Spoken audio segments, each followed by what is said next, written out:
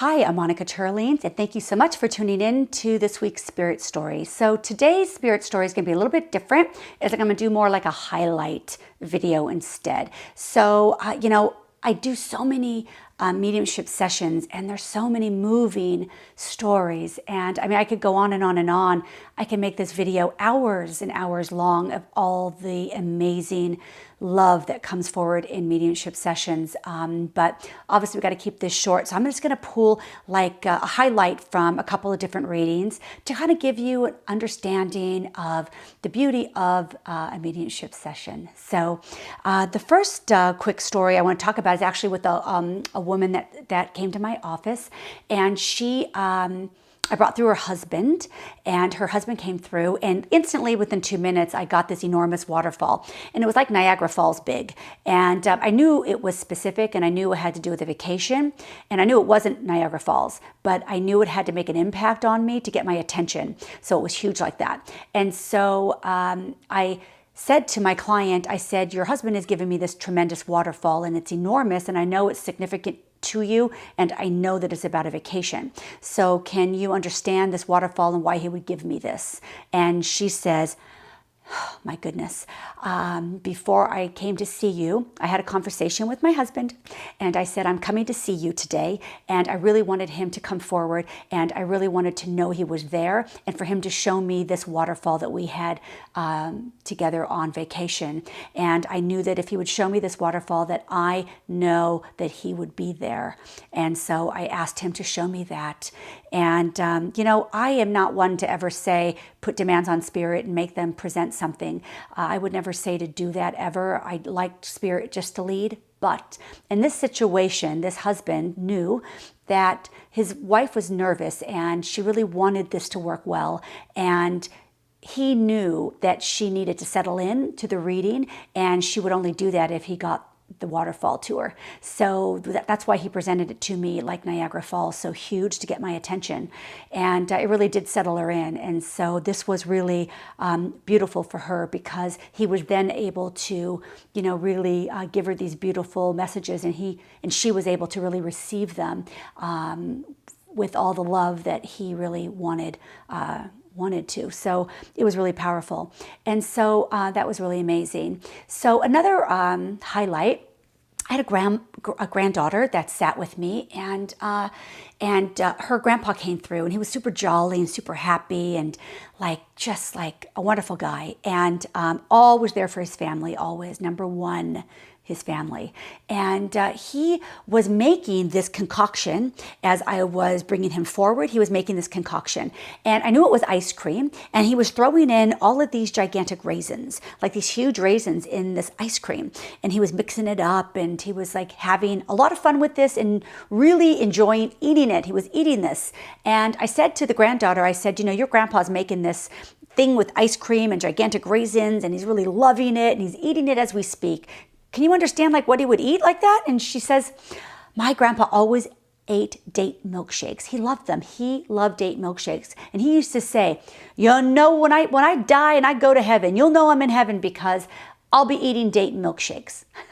So as I was giving her this beautiful reading from him, he was eating this date milkshake. And so super validating for the granddaughter. And so really, really special. So I had a woman that sat with me, and I brought through her mother, and the mom says, my daughter has all my jewelry. So my daughter has all my jewelry. And I said, okay. And I'm asking the mother, specifically what jewelry. And she puts my hands to my necklace and starts yanking on my necklace. And this is her actually doing this to me, right? So she's pulling on my necklace. And I said, I need to talk about the necklace, her necklace, your mom's necklace. So she kept making me repeat that, I need to talk about your mom's necklace. And I'm grabbing my necklace and I'm tugging on my necklace. I said, would you understand something about your mom having a necklace, a specific necklace? And the client sitting across from me, she leans over to me and she goes, And she pulls out from under her shirt, and she shows me this necklace. And she says, this is my mom's necklace. I'm wearing it. So how cool is that? So her mom was aware that her daughter was wearing her necklace, and she was validating that in this reading. So really, really cool. So there was a mom I brought forward that was just kind of fun, and she was sucking on things. She kept sucking on things. I said, your mom likes to suck on these candies. And I said, she's telling me that they're Jolly Ranchers. Can you understand that about your mom eating Jolly Ranchers? And the woman says, oh my gosh, my mom always ate Jolly Ranchers. She loved Jolly Ranchers, and she always had bowls of Jolly Ranchers in her home, always. So she was always sucking on those Jolly Ranchers. And I said, well, perfect. So that was just kind of fun. Let's see, there was, Grandma just brought through yesterday, and she was telling me her love for enjoying drag racing, which is really odd because like, what grandma loves drag racing? It's so specific. And she loved to watch drag racing on TV. And the granddaughter says, yes, she did. She loved watching drag racing on TV. And I said, perfect. I said, but she's also letting me know her love for you coming to visit her, and that she would always wait for you in the front of the house outside and wait for you to arrive. Can you understand that?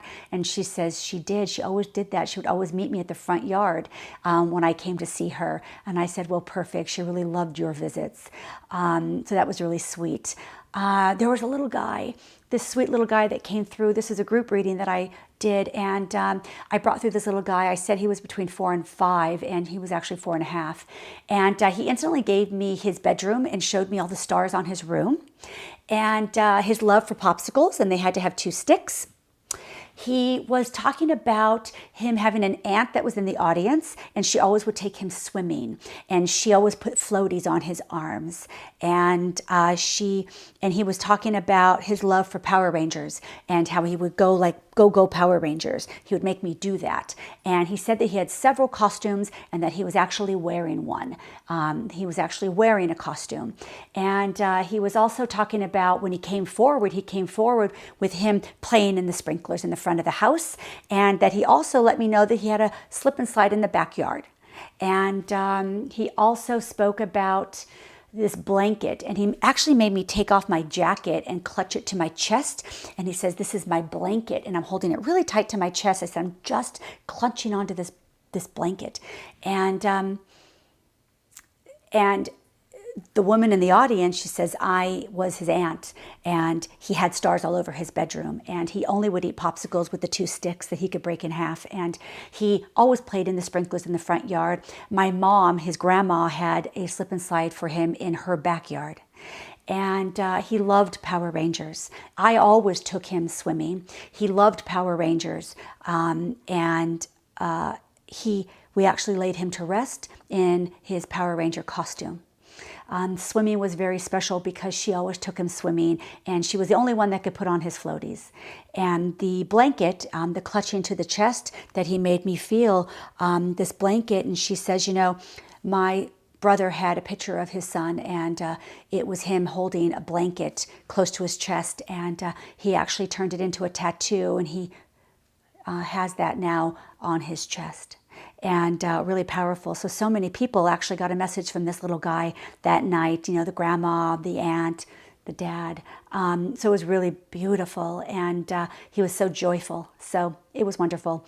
So these are just kind of some little highlights, some little examples of what happens in a mediumship session. And again, I mean, I can talk for hours about the beauty of these mediumship sessions and the love of spirit. But obviously, I can't make this video long, but I would love to.